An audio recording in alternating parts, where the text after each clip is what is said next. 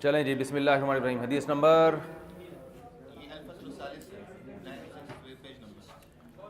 ہاں تو 96 ہے نا. حدیث نمبر 467. چلیں.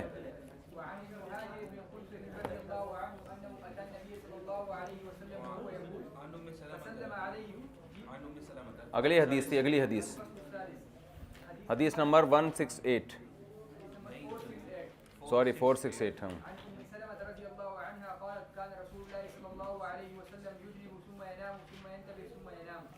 حضرت ام سلمہ رضی اللہ تعالیٰ عنہ فرماتی ہیں رسول اللہ صلی اللہ علیہ وسلم جنابت کی حالت میں آتے، پھر سو جاتے، پھر اٹھتے، پھر جنابت ثم ينتبه ثم ينام، پھر اٹھتے پھر سو جاتے، یعنی بغیر غسل کے سو جاتے.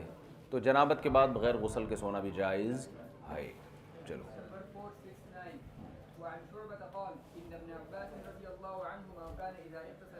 اغتسل کیوں؟ کان اذا اغتسل.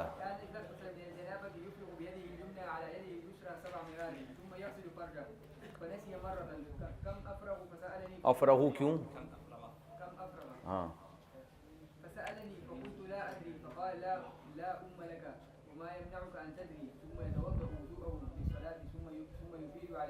حضرت شعبہ فرماتے ہیں کہ ابن عباس رضی اللہ عنہما جب جنابت کا غسل کرتے تو اپنے دائیں ہاتھ سے بائیں ہاتھ پہ پانی ڈالتے 7 مرتبہ، پھر شرمگاہ کو دھوتے. ایک دن وہ بھول گئے کہ میں نے کتنی دفعہ دائیں ہاتھ سے بائیں ہاتھ پہ پانی ڈالا ہے.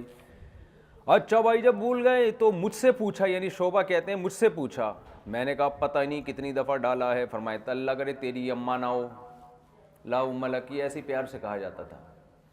بعض الفاظ ایسے ہوتے ہیں ان کا پورا ترجمہ نہیں ہوتا، بس وہ محاورے ہوتے ہیں. وما یمنعک ان تدری، تجھے کس چیز نے روکا کہ تو جان لے یہ بات، یعنی تجھے یاد رکھنا چاہیے تھا. ثم یتوضأ وضوءہ للصلاۃ، پھر نماز والا وضو کیا. ثم یفیض علی جلدہ الماء، پھر پورے جسم پہ پانی بہایا. ثم یقول ہکذا کان رسول اللہ صلی اللہ علیہ وسلم یتطہر، اس طرح نبی صلی اللہ علیہ وسلم وضو فرمایا کرتے تھے. تو یہ 7 مرتبہ دھونا عام روایات میں 3 مرتبہ دھونا کا ہے، تو اگر کوئی 7 دفعہ بھی دھو لے تو بھی جائز ہے. بعض دفعہ نجاست زیادہ لگی ہوتی ہے، ہاتھ پہ گندگی ہوتی ہے، اس کو زیادہ دھونا پڑتا ہے. چلیں.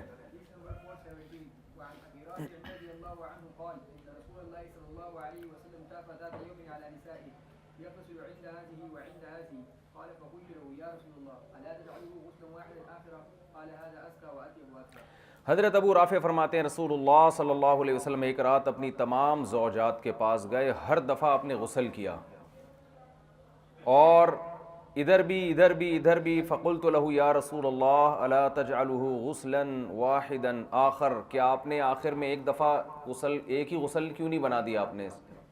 تو آپ نے فرمایا یہ زیادہ پاکیزگی کا اور زیادہ اطیب کا معنی بھی، یعنی طیب چیز، زیادہ پاکیزگی اور زیادہ طہارت کا ذریعہ یہ چیز، یعنی افضل یہی ہے کہ ہر دفعہ الگ غسل کرے انسان. چلے.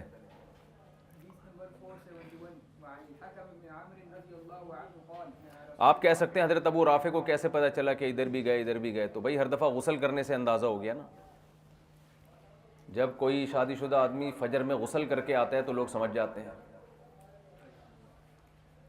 یہی سمجھ جاتے ہیں. کنوارا آدمی فجر سے پہلے غسل کر رہا ہو تو وہی احتلام ہوا ہے، شادی شدہ فجر سے پہلے غسل کر رہا ہو تو قریب گیا ہوگا زوجہ کی. اس طرح اندازہ ہوتا ہے. سمجھتے ہو؟ بہت ساری احادیث میں ہے کہ آپ صلی اللہ علیہ وسلم فجر پڑھنے آئے. ایک بخاری مسلم کی حدیث ہے، اس میں آپ کے بالوں سے پانی بہہ رہا تھا. نہیں، جب فجر پڑھنے آئے تو آپ نے فرمایا، اقامت ہو گئی، آپ نے فرمایا یا ایھا الناس انما انا بشر مثلکم انسا کما تنسون، میں تمہاری طرح کا انسان ہوں، ایسے بھولتا ہوں جیسے تم بھولتے ہو. تو مجھ پہ غسل فرض ہے، میں بھول گیا ہوں. پھر صحابہ کہتے ہیں آپ گئے اور واپس آئے تو آپ کے بالوں سے پانی ٹپک رہا تھا. حضرت ابو رافع نے یا تو یہ خود دیکھا ہوگا مسجد نبوی میں، کیونکہ نبی صلی اللہ علیہ وسلم کے گھر ساتھ ساتھ تھے، یا کسی صحابی سے سنا ہوگا، یا کسی امہات میں سے کسی زوجہ نے آپ کو بتایا ہوگا. تو بعض دفعہ صحابہ میں ایسا بہت ہوا ہے کسی اور سے سنا. تبھی آپ دیکھنا جو متاخر الاسلام صحابی ہیں وہ نبی سے ایسی بات نقل کر رہے ہوتے ہیں جو اسلام کی ابتدا میں ہوئی ہے. تو اس میں یقین ہوتا ہے کہ ان صحابی نے براہ راست نبی کو یہ نہیں دیکھا، لیکن وہ دوسرے صحابی سے سنا ہوتا ہے تو اس کو بھی جزم کے ساتھ بیان کر رہے ہوتے ہیں. صحابہ کی مرسل تو بالاتفاق حجت ہے نا. ہاں تو آزاد کردہ غلام تھے، تو وہ بھی غلام بھی گھروں میں رہتے ہیں، وہ بھی اندازہ لگاتے ہیں. چلیں، فتح مکہ میں بھی ایسا ہی ہوا نا، خیمے لگے ہوئے تھے تو صحابہ نے یہ چیز دیکھی کہ آپ صلی اللہ علیہ وسلم ایک رات میں، یہ تو بخاری کی حدیث ہے، ساری زوجات کے پاس گئے. تو جب یہ صحابی نے یہ حدیث سنائی تو تابعین نے کہا اوا یطیق ذلک، کیا اس کی طاقت تھی آپ میں کہ ایک رات میں 9 زوجات کے پاس گئے؟ تو انہوں نے فرمایا کہ ہم یہ سمجھتے تھے کہ اللہ نے آپ کو 40 مردوں کے برابر قوت دی ہے. نبی صلی اللہ علیہ وسلم کی جسمانی صحت بہت اچھی تھی. علامہ ابن حجر نے یہ بات لکھی ہے کہ یہ بھی نبوت کے معجزات میں سے ہے کہ اللہ تعالیٰ نے اتنی کم خوراک میں آپ کو ایسی صحت دی تھی. اور نبی چونکہ آخری نبی تھے نا، تو نبی صلی اللہ علیہ وسلم نے جو زیادہ نکاح کیے ہیں ان میں بہت ساری حکمتیں علماء بیان کرتے ہیں. ایک بہت بڑی حکمت یہ بھی تھی کہ عرب جو ہے کثرت نساء کو، عورت کا آپ کے نکاح میں عورتیں زیادہ ہیں، یہ خود ایک عرب میں مردانگی کی علامت تھی. تو اللہ نے رسول اللہ صلی اللہ علیہ وسلم کی عزت ان کے دلوں میں بٹھانے کے لیے آپ کو زیادہ بیویاں دیں. اور ایسے واقعات بھی صحابہ کے سامنے آئے. آج ایک آدمی ہو سکتا ہے 4 بیویاں رکھ لے، 6 رکھ لے، 8 رکھ لے، اول تو 4 سے زیادہ کی اجازت نہیں. ایک بات ہے، رکھنے پر گورنمنٹ کی طرف سے کوئی پابندی نہیں ہے. باقی وہ حالات کیا چل رہے ہیں اس کے گھر کے اندر. عمیر بھائی ہنس رہے ہیں. وہ ایک دوست صاحب نے مجھے بتایا ان کا کسی شادی شدہ خاتون سے سلام دعا ہوئی. اس کو تو خیر میں نے ہٹوایا وہاں سے، فون پہ گپ شپ. وہ گپ شپ یہ ہوئی کہ اس خاتون کا میاں تھا فارغ. وہ اس بندے نے مجھے بتایا کہ خاتون کہہ رہی ہے چلو میاں فارغ ہے، وہ بھی سمجھ میں آتا ہے، اب انسان ہے بھائی، نہیں کسی میں اللہ نے قوت زیادہ رکھی گی. کہہ رہے ہیں وہ صبح صبح نہا دھو کے نا تولیہ یہاں رکھ کے ایسے بیٹھ جاتا ہے جیسے پتہ نہیں کیا تیر مارے ہوں گے رات کو. اس پہ عورت کو غصہ آتا تھا، اس کی بیوی کو، کہ رات بھر تو مارکیٹ سے چھاٹ رہا ہے، بھاگتا رہا ہے، صبح نہاتا ایسے. اور وہ نہیں پنجاب میں جیسے وہ ازار پہن کے لوگ بیٹھتے ہیں نا، قمیض اتار کے نا نہا دھو کے ایسے کر کے، اس پہ عورت کو غصہ آتا تھا کہ بیٹھتا ایسے جیسے دنیا سمجھ رہی ہوگی پتہ نہیں کیا کر کے بیٹھا ہے یہ. تو رکھنے پر کوئی پابندی نہیں ہے، لیکن ان کا حق ادا کرنا، خاص طور پر ازدواجی حق ادا کرنا، اس کے لیے انسان میں صحت ہونی چاہیے. تو ہمارے ہاں تو زیادہ بیویاں رکھنا ایک عیب کی علامت سمجھا جاتا ہے نا. اب شہوت پرست ہے. اصل جو فطرت، جن کی فطرت ہے نا، نیچر برحق ہے، وہ کہیں گے یار زیادہ بیویاں رکھنا یہ اس کی علامت ہے کہ بندہ بندے دا پتر ہے، یہ بندہ کیا ہے، مرد ہے. تو یہ جیسے داڑھی مرد کے لیے زینت ہے نا، اب داڑھی کٹانے میں زینت، حالانکہ داڑھی سے تو مردانگی ظاہر ہوتی ہے، انسان کی مردوں والا چہرہ نظر آتا ہے، لیکن فطرت کیا ہو گئی، الٹی. تو ایسے ہی زیادہ عورتیں کسی نے رکھی ہیں اور ان کا حق بھی، ازدواجی حق بھی ادا کر رہا ہے، تو یہ انسان کے مرد ہونے کی علامت ہے، یہ قابل فخر چیز ہے. تو عرب فطرت پر تھے، تو نبی نے زیادہ نکاح اس لیے بھی کیے ہیں کہ عرب کے دل میں سے آپ کا رعب بیٹھا تھا، آپ کی عظمت کم نہیں ہوئی تھی بلکہ بڑی تھی.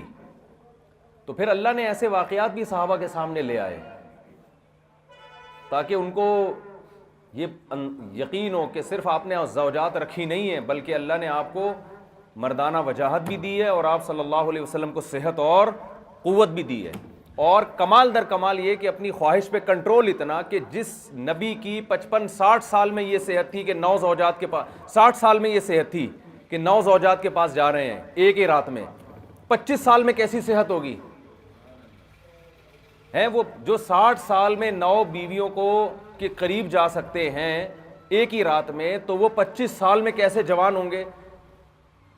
اور 25 سال میں 40 سالہ بیوہ سے شادی کرنا اور 15 سال تک اسی ایک بیوہ بوڑھی عورت پہ گزارا کرنا، یہ اس بات کی دلیل ہے کہ جس نبی میں اس قدر زبردست مردانہ قوت ہے اور ایسی زبردست صحت ہے، انہیں اپنی خواہشات پہ کنٹرول کتنا زیادہ ہے. وہ تو زیادہ بعد میں کی ہے نا. 25 سال کی عمر میں تو آپ نے ایک بیوہ سے نکاح کیا جو 2 دفعہ بیوہ ہو چکی ہیں، جس میں انسان کو عام طور پہ رغبت نہیں ہوتی. تو جب بھرپور جوانی اور بھرپور قوت تھی تو کنٹرول کتنا تھا اپنے نفس پر، اپنی خواہشات پہ. تو یعنی ایک طرف مردانگی کی انتہا کو پہنچے ہوئے ہیں، دوسری طرف خواہشات سے ہزاروں گنا دور ہیں. یعنی یہ بھی تو دیکھو، ایک آدمی میں قوت زیادہ ہے لیکن اس کو اپنی خواہشات پہ کنٹرول نہیں ہے، وہ بھی معاشرے میں ایسے لوگ حیوان کہلاتے ہیں کہ اپنی خواہشات پہ کنٹرول ہی نہیں ہے۔ دوسرا یہ بھی ایک عیب ہے کہ خواہشات ہی نہیں ہے، یہ بھی عیب ہے نا، یہ کمزوری کی علامت ہے۔ لیکن نبی صلی اللہ علیہ وسلم دو انتہاؤں پر تھے، خواہشات پر ایسا کنٹرول کہ اتنی بھرپور جوانی، اتنی بھرپور صحت میں 15 سال ایک بیوہ کے ساتھ گزارا کیا، دوسری شادی نہیں کی، اور قوت ایسی کہ 60 سال کی عمر میں بھی 9 زوجات کے پاس جا رہے ہیں۔ سمجھتے ہو؟ یہ اللہ تعالیٰ کی طرف سے، کیونکہ آخری نبی ہے نا، ہر الزام سے آپ کو پاک کرنا ہے، ہر الزام سے، ہر کوالٹی، ہر صفت جو انسانوں میں اچھی سمجھی جاتی ہے وہ اللہ نے آپ کے اندر پیدا کی ہے۔ سمجھتے ہو؟ پھر بھی کوئی غیر مسلم اعتراض کرتا ہے تو اس کی اپنا فالٹ ہے۔ چلو بھائی،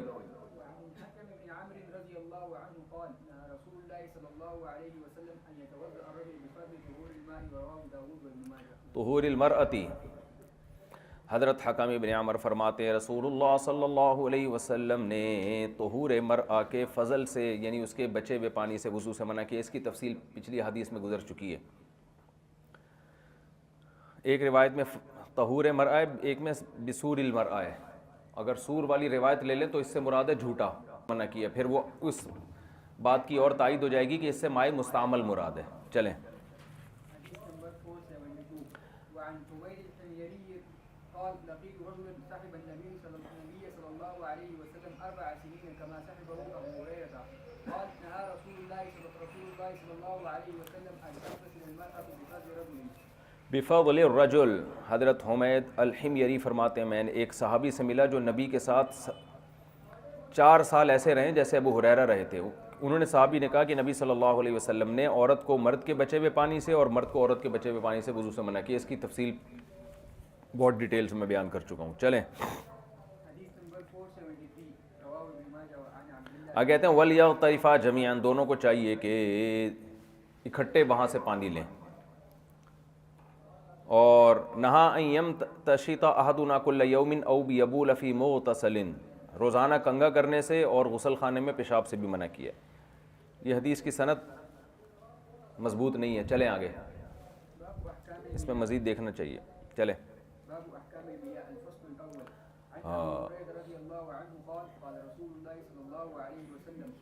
احکام میاہ، اس میں اختلاف ہے علماء کا کہ یہ پہلے میں ڈیٹیل سے بیان کر چکا ہوں، اس میں امام مالک کا مذہب شاید رہ گیا تھا، دوبارہ اس کو میں مختصراً بیان کر دیتا ہوں۔ یہ مسئلہ پہلے تفصیل سے بیان کر چکا ہوں، مائع قلیل، مائع کثیر، ٹھیک ہے نا۔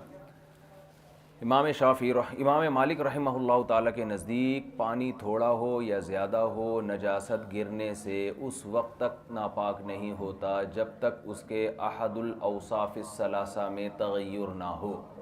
پانی کے 3 وصف میں سے کوئی وصف چینج نہ ہو جائے۔ پانی کے 3 وصف ہیں رنگ، بو، ذائقہ۔ گندگی گر گئی، کلر چینج ہو گیا، پانی ناپاک۔ گندگی گر گئی، اسمیل آنے لگی، پانی ناپاک۔ گندگی گر گئی، ذائقہ چینج ہو گیا، اس پانی ناپاک۔ گندگی گر گئی، نہ کلر چینج ہوا، نہ اسمیل آ رہی ہے، نہ ذائقہ چینج ہوا ہے، تو گندگی نکال کے پھینک دو، پانی کیا ہے؟ پاک ہے۔ یہ امام مالک کا مذہب ہے۔ سمجھتا ہے بات؟ امام شافعی، امام مالک کی دلیل آگے آ رہی ہے بیر بضاعہ۔ یہ حدیث نمبر 348 آ رہی ہے۔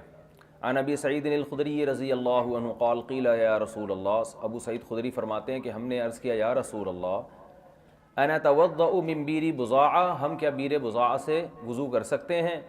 وہی بیر یلقى فیہا الحیض، حیض حیضۃ کی جمع ہے، جو عورتیں حیض کے وقت جو کپڑے استعمال کرتی ہیں نا، جس پہ خون کا دھبا لگتا رہتا ہے تاکہ بلیڈنگ نہ ہو، تو وہ ان کپڑوں کے ٹکڑوں کو حیض کہا جاتا ہے۔ تو وہ ٹکڑے اس میں آ کے گرتے ہیں، عورتیں جیسے پھینک دیتی ہیں نا، وہ بھی کنویں میں گرتے ہیں۔ وہ لحوم الکلاب، کتوں کا گوشت، مرے ہوئے سڑے ہوئے کتے وہ بھی کتے میں ڈالے جاتے ہیں، وہ کتے کنویں میں ڈالے جاتے ہیں۔ والنتن، اور بدبو کی چیزیں جیسے مردار نہیں ہوتی بکریاں اور یہ سارے گندے بدبودار چیزیں، وہ بھی ڈالی جاتی ہیں۔ تو رسول اللہ صلی اللہ علیہ وسلم نے فرمایا ان الماء طہور، پانی پاک ہے، لا ینجسہ شیء، اسے کوئی چیز ناپاک نہیں کر سکتی۔ کیا مطلب؟ اس سے وضو بھی کرو اور اس سے غسل بھی کرو۔ رواہ احمد والترمذی وابو داود والنسائی۔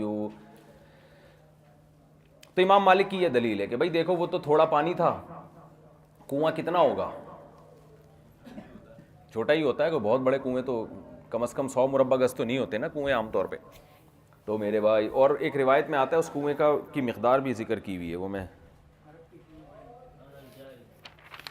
نہیں ایک روایت میں اس کی مقدار بھی بیان ہوئی ہے یار، کتنا تھا. اچھا وہی پتہ نہیں کہاں گیا.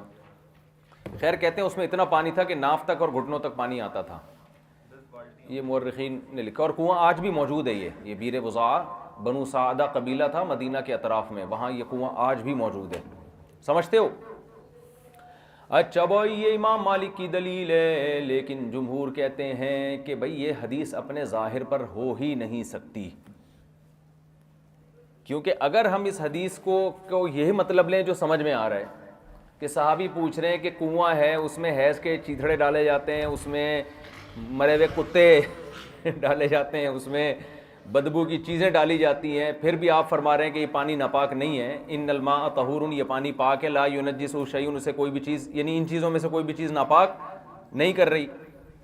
تو سوال پیدا ہوتا ہے کہ پھر تو امام مالک کا اپنا مذہب بھی ثابت نہیں ہوتا، اس لیے کہ جب کنویں میں اتنی چیزیں گریں گی تو احد الاوصاف الثلاثہ متغیر ہوں گے. ایسا ہو نہیں سکتا کہ مرا ہوا کتا بھی اس میں جا رہا ہے اور یہ سب گندگیاں جا رہی ہیں اور پانی کے اوصاف تبدیل نہ ہوں.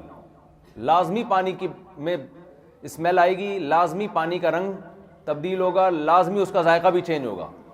سمجھتے ہو؟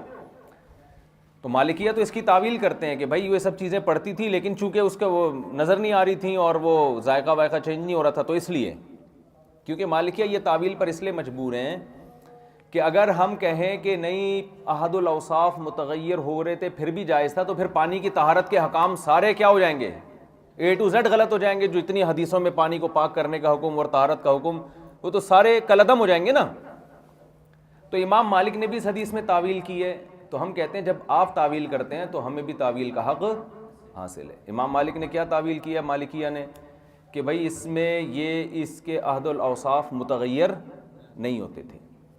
تو ہم یہ کہتے ہیں دوسری احادیث کے پیش نظر جو ابھی ہم پیش کریں گے کہ یہ ممکن نہیں ہے کہ عہد الاوصاف متغیر نہ ہو، اتنا کچھ اس میں ڈالا جا رہا ہو. اصل بات یہ ہے کہ اس کی 3 تعویلات کی گئی ہیں.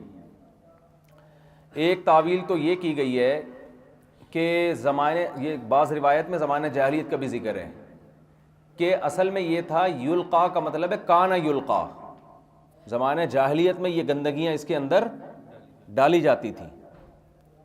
یعنی صحابی سے روایت میں بیان کرنے میں روایت بالمعنی ہوتی ہے نا، ہاں، یعنی ماکانہ کو حکایت حال کے طور پہ بیان کیا جا رہا ہے. جیسے ہوتا ہے کہ میں جا رہا ہوں، میں دیکھ رہا ہوں، میں یوں کر رہا ہوں، حالانکہ وہ کیا ہوتا ہے اس نے ماضی میں. تو یہاں یلقا بمعنی کانا یلقا ہے کہ کانا یلقا فیہا لحوم الکلاب، اس میں کتوں کے گوشت ڈالے جاتے تھے. تو اب زمانہ جاہلیت میں جس کنویں کے ساتھ یہ حال ہوا ہو تو کیا وہ ناپاک ہے؟ تو نہیں بھائی، اب کچھ بھی نہیں ہے تو اب کیا ہے؟ پاک ہے. اگرچہ یہ تعویل حدیث کے الفاظ کے خلاف ہے لیکن آپ کے پاس اس کے علاوہ کوئی چارہ نہیں ہے. لیکن اس سے زیادہ اچھی تعویل یہ ہے کہ یہاں یلقا کا مطلب یہ نہیں ہے کہ لوگ اس میں یہ چیزیں ڈالتے تھے، کیونکہ زمانہ جاہلیت میں بھی جس کنویں کے پانی کو استعمال کیا جا رہا ہے، عرب میں پانی مارکیٹ سے شارٹ تھا. کنواں ان کے لیے بہت بڑی، وہ پیٹرول کے کنویں کے بجائے ان کے ہاں تو آج عربوں کے ہاں پیٹرول کے کنویں کی وہ ویلیو نہیں ہے جو عربوں کے ہاں اس زمانے میں پانی کی ویلیو تھی. تو پانی کے کنویں ایک تو ویسے ہی کم تھے، تو یہ زمانے جاہلیت میں بھی ممکن نہیں ہے کہ غیر مسلم بھی اس میں یہ چیزیں ڈالیں اور پھر اس پانی کو استعمال بھی کریں. تو یہاں کانا یلقا کا مطلب دوسری تعویل ہے کہ بعض نے کہا منافقین یہ کام کر دیتے ہیں، ہو سکتا ہے وہ کرتے ہوں تو ان کی شرارت سے بچانے کے لیے، لیکن یہ تعویل بھی بعید از عقل ہے. منافقین کو خود بھی تو وہ پانی استعمال کریں گے نا. تو اس کا اصل جواب یہ ہے کہ کانا یلقا کا مطلب اس میں یہ چیزیں ڈالی جاتی ہیں. ڈالی کا مطلب یہ نہیں کہ لوگ ڈالتے ہیں، ہوا سے جب کہیں بھی کنواں ہوتا ہے نا تو ہواؤں سے کچھ نہ کچھ کنویں میں اڑ کے گرتا ہے. تو نبی نے کیا فرمایا؟ ان الماء طہور، پانی چونکہ پاک ہے. پانی سے مراد خاص اس کنویں کا پانی. لا ينجسہ شیء، اسے کوئی چیز ناپاک نہیں کر رہی. مما تتوہمون، ان چیزوں میں سے جن کا تمہیں شبہ ہے. جب تک، کیونکہ فقہ کا اصول ہے کہ پانی کو اس وقت تک پاک سمجھا جائے گا جب تک ناپاکی کی یقینی کوئی دلیل ہمارے پاس نہ ہو. تو امکانات کی بیس پر اس کو ناپاک قرار نہیں دیا جا سکتا. جیسے آپ جا رہے ہو کہیں سفر میں تالاب نظر آیا, امکان تو ہے کہ کتے نے منہ لگا کے پانی پیا ہو, امکان تو ہے کہ بھیڑیا آیا ہو, امکان تو ہے کسی بچے نے پیشاب کیا ہو, لیکن ہمیں صحابہ کے آثار بھی ملتے ہیں اور فقہ کی کتابوں میں یہ مسئلہ بھی ملتا ہے کہ جب تک اپنی آنکھوں سے آپ نہ دیکھ لیں یقینی طور پر کہ اس میں ناپاکی ڈلی ہے, ہم کیا سمجھیں گے؟ پاک سمجھیں گے. کیونکہ حدیث کا مطلب یہ ہوا کہ ان الماء طہور, پانی پاک ہے, لا ينجسہ شیء, اسے کوئی چیز ناپاک نہیں کر سکتی. تو اس حدیث کو اگر ہم اپنے ظاہر پر لیں گے تو اس کا تو مطلب یہ ہوا کہ کچھ بھی ڈال دو, کچھ بھی اسے پاک کر ہی نہیں سکتا. تو شیء میں اتنا عموم ہم کیسے لے سکتے ہیں بھائی؟ حدیث کا مطلب اگر ہم الفاظ کو فوکس کریں, صرف الفاظ کے ظاہر کو, تو کیا مطلب ہوا کہ اسے کوئی چیز ناپاک نہیں کر سکتی. تو کیا یہ ممکن ہے کہ پانی کو کوئی بھی چیز ناپاک نہ کر سکے؟ کیا ہو گیا, آپ لوگ سو کیوں رہے ہو؟ تو ممکن ہی نہیں ہے نا. تو یہاں شیء سے مراد وہ چیز جس کو تم سمجھ رہے ہو, مما تتوہمون, جن کا تمہیں یقین نہیں ہے, جن کا تمہیں کیا ہے, خیالات ہیں کہ ہواؤں سے ایسا بھی ہوتا ہے, ایسا بھی ہوتا ہے. اگرچہ ہوتا ہے لیکن تمہارے سامنے جب تک نہیں ہوا تو اس وقت تک تم اس کی طہارت کا ہی حکم لگاؤ گے. سمجھتے ہو بات کو؟ تو یہ مفہوم حدیث کا, ورنہ اس کا کچھ اور مطلب بنتا ہی نہیں ہے. باقی جمہور اس طرف ہیں, امام احمد, امام شافعی, امام ابو حنیفہ, یہ تینوں ائمہ ایک طرف ہیں. ان کی رائے کیا ہے کہ پانی میں اگر تھوڑی سی بھی نجاست گر جائے تو پانی بہرحال ناپاک ہو جاتا ہے, چاہے اس کا رنگ بو ذائقہ چینج نہ بھی ہو. البتہ یہ بات بدیہی طور پر سب کو معلوم ہے کہ پانی جب زیادہ ہو تو اس میں نجاست گرنے سے وہ ناپاک نہیں ہوگا جب تک کہ اس کا پانی پہ اثرات نہ آ جائیں. جیسے حدیث آگے آ رہی ہے, سمندر کے بارے میں صحابہ نے پوچھا یا رسول اللہ, اس کے پانی سے وضو کر سکتے ہیں؟ تو آپ نے فرمایا البحر طہور, سمندر کیا ہے, پاک ہے. حالانکہ اس زمانے میں بھی سمندر میں گندگیاں پھینکی جاتی تھیں. سمندر جاری پانی تو نہیں ہے نا, وہ تو رکا ہوا پانی ہے. جاری تو اسے کہتے ہیں ایک جگہ سے آ رہا ہو دوسری جگہ سے نکل رہا ہو. تو سمندر تو ایسا نہیں ہے. اگر ایسا ہو رہا تو کراچی کا سمندر تو ہم بچپن سے دیکھ رہے ہیں ایک ہی جگہ پر ہے, سردیوں میں تھوڑا پیچھے چلا جاتا ہے, گرمیوں میں تھوڑا آگے آ جاتا ہے. تو بہتا ہوا پانی نہیں ہے سمندر کا, دریا بہتے ہوئے ہوتے ہیں. جب بہتے ہوئے پانی کا کیا مطلب ہے, جب ایک دفعہ یہاں سے پانی موو کر کے چلا گیا تو گیا, واپس نہیں آئے گا وہ پانی. تو کہیں سے آ رہا ہے اور کہیں اور کو جا رہا ہے. تو اب یہ مسئلہ یہ ہے کہ حدیث سے بھی ثابت ہے سمندر, تو سمندر میں کیا خاص بات ہے کہ اس میں گندگی سے سمندر ناپاک نہیں ہو رہا؟ بھائی یہی خاص بات ہے, بہت زیادہ پانی ہے. کتنا پانی ہے؟ بہت زیادہ پانی. تو پانی جب بہت زیادہ ہوتا ہے تو وہ نجاست گرنے سے ناپاک نہیں ہوتا. اب بہت زیادہ, ہاں جب تک ظاہر ہے, جب تک نجاست بھی بہت زیادہ نہ ہو. سبحان اللہ, کیا بات, یعنی جب تک نجاست بھی, اتنا نجاست ہو کہ وہ سمندر کے پانی کو ہی چینج کر دے. اسی طرح سمندر میں جہاں گٹر لائنیں کھل رہی ہیں اس جگہ سے وضو کرنا جائز نہیں ہوگا, کیونکہ وہاں نجاست کے اثرات ظاہر ہو رہے ہیں.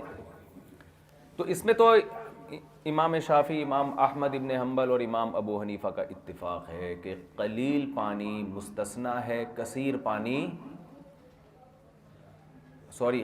مستثنی ہے, قلیل پانی نجاست گرنے سے ناپاک ہوگا. قلیل اور کثیر کا معیار کیا ہے؟ تو اس میں پھر امام شافعی اور امام احمد ایک طرف ہیں اور حنفیہ دوسری طرف ہیں. امام شافعی اور امام احمد ابن حنبل فرماتے ہیں کہ 2 مٹکے پانی وہ زیادہ ہے اور 2 مٹکوں سے کم وہ کم ہے. اور ان کی مشہور حدیث ہے حدیث قلتین, جو یہاں مشکات میں بھی اور دیگر حدیث کی کتابوں میں بھی ہے. وہ حدیث قلتین یہ ہے حدیث نمبر 477 عن ابن عمر رضی اللہ عنہما قال سئل رسول اللہ صلی اللہ علیہ وسلم عن الماء یکون فی الفلاة من الارض. عبداللہ بن عمر فرماتے ہیں رسول اللہ صلی اللہ علیہ وسلم سے اس پانی کے بارے میں پوچھا گیا جو بیابان زمین میں ہوتا ہے, صحراؤں میں جو پانی ہوتا ہے. وما ینوبہ من الدواب والسباع, اور چوپائے اور درندے آ رہے ہوتے ہیں باریاں لگا لگا کے پانی پی رہے ہوتے ہیں, اس کا کیا حکم ہے؟ تو آپ صلی اللہ علیہ وسلم نے فرمایا اذا کان الماء قلتین, جب پانی 2 مٹکے ہوگا, لم یحمل الخبث, وہ نجاست نہیں اٹھائے گا. سمجھ رہے ہو؟ رواہ احمد و ابو داود والترمذی والنسائی والدارمی وابن ماجہ وفی اخری لابی داود فانہ لا ینجس. ابو داود کی ایک روایت میں کہ وہ ناپاک نہیں ہوگا. یہ حدیث ہے حدیث قلتین. اس کا ایک صاحب ہدایہ نے جواب دیا ہے اچھا پہلی بات یہ کہ اس کا ہمیں جواب دینے کی ضرورت کیا ہے اس حدیث کا؟ آنکھ بند کر کے فوراً حدیث لے لیں بھائی ہم. بھائی حدیث میں آ گیا پانی 2 مٹکے ہوگا، یعنی اتنا پانی اگر صحرا میں ہے کہ 2 مٹکوں کے برابر ہے، 2 مٹکے 2 بالٹیاں سمجھ لو، تو وہ ناپاک نہیں ہوگا. تو اب حدیث آ گئی تو فوراً فالو کر لینا چاہیے. اس کا جواب یہ ہے کہ بھائی اس حدیث کے مقابلے میں جو دلیل ہے نا وہ اس سے کئی گنا زیادہ مضبوط ہے. پہلی بات تو یہ کہ حنفیہ کا ویسے بھی فقہ کا اصول ہے، احناف کا اصول فقہ میں بات لکھی ہے، خبر الواحد حجۃ لیس بحجۃ اذا وقع فیما تعم به البلوى. جس چیز میں ابتلا زیادہ ہوتا ہے اس میں ایک روایت قابل حجت نہیں ہوتی. یہ روایت عبداللہ بن عمر کے علاوہ کسی سے مروی نہیں ہے، اور عبداللہ بن عمر کے بھی بہت سارے شاگرد ہیں، وہ تمام شاگرد چھوڑ کر ایک یا دو راوی ہیں. ان کی پتہ نہیں عبداللہ بن عمر یہاں یہ جو مشکات میں حدیث ہے ان سے، کیونکہ حدیث کی پوری سند یہاں نہیں لکھی ہوتی، تو باقی تمام شاگرد بھی عبداللہ بن عمر کے خاموش ہیں، اور خود عبداللہ بن عمر سے بھی کہیں اور عبداللہ بن عمر کے علاوہ بھی کسی صحابی سے منقول نہیں ہے. حالانکہ یہ مسئلہ ایسا تھا کہ عرب میں پانی ویسے ہی کم ہے، اور یہ پانی قلیل اور کثیر پانی کی نوبت بار بار وضو میں پیش آتی ہے ان کو. تو جو کام دن میں 5 دفعہ ہو رہا ہے وضو کا عمل، نلکے تھوڑی لگے ہوئے تھے ٹینکیوں سے پانی آتا اور وہ ظاہر تالابوں میں ہی وضو ہوتا تھا. تو اس میں یہ کیا بات ہے کہ صرف ایک صحابی روایت نقل کر رہے ہیں، اور ہے بھی اس کا تعلق طہارت سے، جو اسلام کا سب سے اہم ترین حکم ہے. اسلام کی تو بنیاد یہاں سے شروع ہوتی ہے، طہارت سے. تو ایک بات تو یہ ہو گئی. دوسری بات یہ ہو گئی کہ صحابہ کرام کا جب اس مسئلے میں اختلاف ہوا تو کسی نے بھی یہ اس حدیث کو بطور دلیل کے پیش نہیں کیا. مشہور واقعہ ہے، مصنف ابن ابی شیبہ میں بھی ہے، دار قطنی میں بھی ہے، کہ حضرت عمر کے دور میں ایک حبشی زمزم کے کنویں میں گر کے اس کا انا للہ و انا الیہ راجعون ہو گیا. اب زمزم کا کنواں 2 مٹکوں سے بہرحال زیادہ تھا. تو صحابہ کا مشورہ ہوا کیا کیا جائے. اس کو تو نکال لیا حبشی کو، تو پھر مشورہ یہ سب نے یہی رائے دی. عبداللہ بن عباس تھے تو انہوں نے فتویٰ دیا کہ پورا پانی زمزم کا نکالا جائے، زمزم کا پورا پانی نکالا جائے. تو جب پانی نکالا جا رہا تھا تو جاری پانی تھا، جتنا پانی نکالتے تھے پانی آتا تھا. تو انہوں نے فرمایا کہ حسبک، اتنا کافی ہے. یعنی ایک اندازہ ہو گیا کہ بھائی جتنا پانی موجود تھا ہم نے سارا نکال دیا، تو بس اتنا کافی ہے. تو سوال یہ پیدا ہوتا ہے کہ اگر یہ ایسا ہی صحابہ میں مشہور و معروف بات ہوتی کہ 2 مٹکے پانی سے پانی ناپاک نہیں ہوتا، تو پھر پورے پانی کے نکالنے کے تکلف کی بالکل بھی ضرورت نہیں تھی. سمجھتے ہو؟ ابن عباس سے بھی مروی ہے، لیکن ابن عباس پر کلام کیا ہے، میں نے دیکھا تھا کہ یعنی بعض محدثین نے کلام کیا کہ ان سے ثابت نہیں ہے، واللہ اعلم. تو ہم یہ کہتے ہیں کہ خود ایک فقہ کا ہمارا اصول یہ بھی ہے کہ اگر صحابہ کرام میں کوئی مسئلہ پیش آیا اور کسی نے بھی اس حدیث کو بطور دلیل کے پیش نہیں کیا، تو یہ خود اس کی علامت ہے کہ یہ حدیث اجماع امت کے خلاف ہے. تو اجماع زیادہ مضبوط دلیل ہوتی ہے. تیسری بات یہ کہ حدیث کی سند پہ اچھا خاصا کلام ہے. حضرت مفتی تقی صاحب بہت معتدل آدمی ہیں. میں نے جب یہ ماضی میں چند سال پہلے یہ بات پڑھی کہ علامہ ابن قیم نے اس حدیث کو ضعیف قرار دیا ہے، تو مجھے اس حدیث کے ضعیف ہونے کا یقین ہو گیا، کیونکہ ابن قیم خود حنبلی بھی ہیں، اور اکثر وہ ان مسائل میں نا جہاں شوافع اور حنفیہ کا اختلاف ہوتا ہے وہ ترجیح شافعی مذہب کو دے رہے ہوتے ہیں. تو یہاں انہوں نے ابن تیمیہ کے قول کو بھی چھوڑا ہے بھائی، فقہ حنبلی کو بھی چھوڑا، اور اس حدیث کو انہوں نے ضعیف قرار دیا. تو مجھے یقین ہو گیا تھا کہ ابن قیم نے، کیونکہ ابن قیم کو پتہ ہے کہ صحیح کن بیسوں پہ قرار دیا گیا نا علامہ ابن قیم رحمہ اللہ کو. شوافع تو اس حدیث کو صحیح قرار دیتے ہیں، تو ابن قیم اور حنابلہ بھی، تو ظاہر ہے ان کے سامنے صحیح ہونے کے سارے دلائل تھے، اس کے باوجود انہوں نے کیا کہا؟ اس کو ضعیف قرار دیا. اور بھی بہت سارے محدثین ہیں جس کو ضعیف قرار دیا. لیکن آپ قربان جاؤ مفتی تقی عثمانی صاحب پہ کہ ان کو پتہ ہی حدیث حنفیہ کے خلاف ہے، اس کے باوجود انہوں نے لکھا ہے کہ اس کو ضعیف قرار دینا ہمارے لیے ممکن نہیں ہے. جن لوگوں نے بھی ضعیف قرار دیا ان کے ہر ضعف کا حضرت مفتی تقی صاحب نے جواب نقل کیا ہے. درس ترمذی میں آپ دیکھ سکتے ہیں. انہوں نے لکھا کہ اتنی بات ضرور ہے کہ اگرچہ اصول کی روشنی میں درجہ حسن تک یہ روایت بہرحال پہنچی. ایک تو اس میں راوی محمد ابن اسحاق ہے, وہ محمد ابن اسحاق خود ایک معرکۃ الآراء مختلفی راوی ہے, اور امام احمد بن حنبل کہا کرتے تھے کہ محمد ابن اسحاق کی حدیث احکام میں بالکل بھی حجت نہیں ہے, لیکن اس کی بھی میں اختلاف ہوا ہے محمد ابن اسحاق کی حدیث میں. تو اتنی بات ضرور ہے کہ اتنے شدید اختلاف اور اتنے بڑے بڑے ائمہ اختلاف کے بعد اس حدیث میں بہرحال اتنی جان نہیں رہتی کہ طہارت سے متعلق اصول جس کا عموم بلوہ سے تعلق ہو, جس سے استدلال صحابہ کرام نے نہ کیا ہو, صحابہ کی ایک جماعت موجود ہو, کسی نے بھی استدلال نہ کیا ہو. اس کے بعد اتنی بات تو ہے کہ ان تمام چیزوں کے مخالف اگر کوئی حدیث ہوگی تو وہ سند کے لحاظ سے بالکل بے غبار ہونی چاہیے. تو ایسی بے غباری اس روایت میں ہے نہیں, سمجھتے ہو؟ تو اس وجہ سے احناف نے اس روایت کو ترک کیا ہے کہ سند پہ بھی کلام ہے, اور صرف عبداللہ بن عمر کیوں نقل کر رہے ہیں؟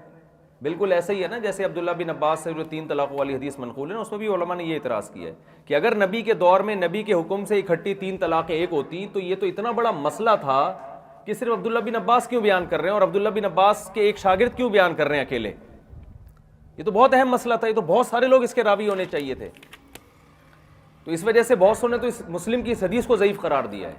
صحیح مسلم کی ساری حدیثیں بالاتفاق صحیح نہیں ہیں, یہ بات خوب ذہن میں رکھیں. صحیح مسلم کی کچھ حدیثوں کی سندوں پر محدثین نے کلام کیا ہے, اور اس حدیث کی سند پہ بھی کلام کیا ہے, کیونکہ اس حدیث کے راوی طاؤس ہیں جو ابن عباس سے روایت کرتے ہیں, اور طاؤس کے بارے میں محدثین کہتے ہیں ان طاؤس لہو مناکیر, طاؤس کچھ منکر روایتیں ابن عباس سے روایت کرتے ہیں جو کوئی بھی روایت نہیں کر رہا ہوتا. سمجھتے ہو؟ تو یہ امام مسلم کا اجتہاد ہے کہ یہ حدیثیں صحیح ہیں, تو پھر بھی ہم ان کے اجتہاد کو درست مانتے ہیں, لیکن جب وہ اس سے زیادہ قوی کے مقابلے میں ہوگا تو پھر بہرحال اس کو رد کیا جائے گا, قرآن کے مقابلے میں, اجماع امت کے مقابلے میں. اور دوسری بات یہ کہ یہ جو ابن عباس کی حدیث ہے یہ صریح بھی نہیں ہے نا, یہ تو ایسا ہی ہے جیسے جابر بن عبداللہ صحیح مسلم میں کہتے ہیں کہ نبی کے دور میں متع ہوتا تھا, عمر نے پابندی لگائی ہے, تو ہم کہتے ہیں وہ نبی کے حکم سے تھوڑی ہوتا تھا. تو یہاں بھی نبی کے دور میں اگر 3 ایک ہوتی تھی تو یہ کس نے کہا کہ نبی کے حکم سے ہوتی تھی؟ وہ تو زمانے جاہلیت میں تھی, 3 کو ایک سمجھا جاتا تھا. تو خیر اس کے جو جوابات ہیں وہ اپنی جگہ. تو یہاں بھی یہی ہے کہ یہ کسی صحابی سے بھی عبداللہ بن عمر کے علاوہ یہ روایت منقول نہیں ہے. دوسری بات یہ کہ یہ جو حدیث ہے اذا کان الماء قلتین لم يحمل الخبث, کہ پانی جب 2 مٹکے ہو جائے گا تو خبث کا متحمل نہیں ہے, یہ بھی علی الاطلاق پانی کے بارے میں نہیں ہے, یہ ان پانی کے بارے میں جو صحراؤں میں پانی ہوتا ہے, اور صحراؤں میں اکثر جاری پانی ہوتا ہے, کھڑا ہوا پانی کم ہوتا ہے, کیونکہ وہاں پانی اگر کھڑا بھی ہوتا ہے نا صحراؤں میں تو کہیں سے آ رہا ہوتا ہے اور کہیں کو نکل کے جا رہا ہوتا ہے, کیونکہ پانی چشموں کا پانی آتا ہے پہاڑوں سے, اور وہ پانی صحراؤں میں گڑھوں میں آ کے کھڑا ہوتا ہے اور نکلتا ہے. تو اس بات کا پورا امکان ہے کہ 2 جو گڑھے ہوتے تھے نا مٹکے کے برابر ہوتے تھے, تو آپ نے عام پانی کے بارے میں نہیں فرمایا, آپ نے فرمایا کہ اذا کان الماء قلتین, جب مخصوص پانی جس کی تم بات کر رہے ہو جو صحراؤں میں ہوتا ہے, جب وہ 2 مٹکوں کے برابر ہو جائے تو وہ پھر خبث کا متحمل نہیں ہے, کیونکہ پھر وہ بہنا شروع ہو جاتا ہے. اور یہی تعویل امام ابو حنیفہ سے براہ راست بھی منقول ہے کہ انہوں نے امام ابو یوسف کو یوں فرمایا اذا کان الماء قلتین لم يحمل الخبث اذا کان جاریا, کہ پانی 2 مٹکے جب ہو جائے تو وہ ناپاک نہیں ہوتا بشرطے کہ وہ جاری ہو. تو امام حنیفہ نے بھی اس حدیث کا یہ مفہوم لیا تھا کہ اس زمانے میں جو گڑھے ہوتے تھے نا, ایک بالٹیوں مٹکوں کے برابر گڑھے, وہ عرب میں ایسی گہری گہری کھائیاں تھوڑی ہوتی تھی جیسی آپ گلگت اور چترال میں ہوتی ہیں, وہ پہاڑی علاقے تھوڑی تھے. تو کہیں ٹیلوں سے پانی, چشمے کا پانی آیا اور وہ تالاب, وہ مٹکے بھرتے تھے اور وہاں سے وہ پانی نکلتا ہوا چلا جاتا تھا. جو اس طرح سے پانی بہے گا تو وہ پاک ہو جائے گا. تو یہ بھی ایک مضبوط تعویل ہے اس روایت میں. چلیں یہ حدیث کی سند حدیث پڑھ لیں بھائی. اب احناف کی دلیلیں کیا ہیں؟ احناف کی دلیل سب سے پہلی یہ حدیث ہے لا یبولن احدکم فی الماء الدائم الذی لا یجری ثم یغتسل فیہ, متفق علیہ حدیث ہے, یہ بخاری مسلم کی حدیث ہے. نبی حضرت ابو ہریرہ فرماتے ہیں تم میں سے کوئی شخص کھڑے ہوئے پانی میں پیشاب نہ کرے پھر اس میں غسل بھی کر رہے, یہ جائز نہیں ہے. کیوں؟ ناپاک ہو جائے گا. تو یہاں آپ نے کوئی قید نہیں بیان فرمائی کہ وہ پانی 2 مٹکوں کے برابر ہو. ویسے بھی جس پانی میں انسان غسل کرتا ہے وہ اکثر 2 مٹکوں کے برابر نہیں ہوتا, وہ بڑا تالاب ہوتا ہے. نہیں آ رہی بات میرا خیال ہے. تو حناف کی دلیل بخاری مسلم کی حدیث ہے. بھائی نبی نے فرمایا کسی پانی جو کھڑا ہوا پانی ہے نا اس میں پیشاب کر کے پھر غسل مت کرو. تو کیوں؟ اس لیے کہ ناپاک ہو جائے گا وہ. متبادر تو یہی ہوتا ہے نا اس سے. تو غسل تو اکثر کیا جاتا ہے 2 بالٹی پانی، جس میں پہلے تو ایسے ڈبکی لگا کے غسل کرتے تھے نا، تو وہ تو بڑے تالاب ہوتے تھے. تو اس سے پتہ چلتا ہے کہ یہ متفق علیہ حدیث کے خلاف ہے یہ حدیث قلتین. وفی روایت لمسلم، صحیح مسلم کی روایت میں لا یغتسل احدکم فی الماء الدائم وهو جنوب، جنابت کی حالت میں کھڑے ہوئے پانی میں غسل نہ کرو. کیا ہے؟ کیوں؟ اس لیے کہ جب آپ کھڑے ہوئے پانی میں اندر جاؤ گے تو وہ مستعمل ہو جائے گا. تو اب آپ اندازہ لگاؤ کہ پانی کا مستعمل ہونا اہون ہے، ناپاک ہونا یہ اس سے زیادہ قبیح چیز ہے. تو جب یہ تالاب کا پانی مستعمل ہو رہا ہے جنوبی کے نہانے سے، تو اس میں گندگی گرنے سے ناپاک کیوں نہیں ہوگا؟ سمجھتے ہو؟ اذان ہو رہی ہے. یہ بھائی حدیث کمپلیٹ کر لیں. قالوا کیف یفعل یا ابا ہریرہ، صحابہ نے پوچھا کہ ابو ہریرہ پھر ہم کیا کریں؟ فرمایا یتناولہ تناولا، تھوڑا تھوڑا وہاں سے چلو بھر کے پانی لو. سمجھتے ہو؟ عن جابر رضی اللہ عنہ قال نہا رسول اللہ صلی اللہ علیہ وسلم یبال فی الماء الراکد، آپ نے ٹھہرے ہوئے پانی میں پیشاب سے منع کیا. صاحب ابن یزید فرماتے میں خالہ مجھے نبی کے پاس لے کر گئیں، میں نے عرض کیا یا رسول اللہ ابن اختی وجیع، میرا بھتیجے کو تکلیف ہے. تو آپ صلی اللہ علیہ وسلم نے میرے سر کو مسح کیا اور برکت کی دعا کی، پھر وضو کیا. میں نے آپ کے بچے ہوئے پانی سے وضو کیا، پھر میں آپ کے پیچھے کھڑا ہوا تو میں نے دیکھا خاتم نبوت کو، نبوت کی مہر میں نے دیکھی نبی کی کمر پہ. مثل زر الحجلہ، حجلہ ایک پرندے کو کہتے ہیں، زر اس کے انڈا، یعنی چھوٹے سے انڈے کے برابر. بہت سارے صحابہ نے یہ بات بیان کی ہے کہ آپ کی کمر پہ مہر تھی نبوت کی. متفقون علیہ حدیث ہے. چلو بھائی.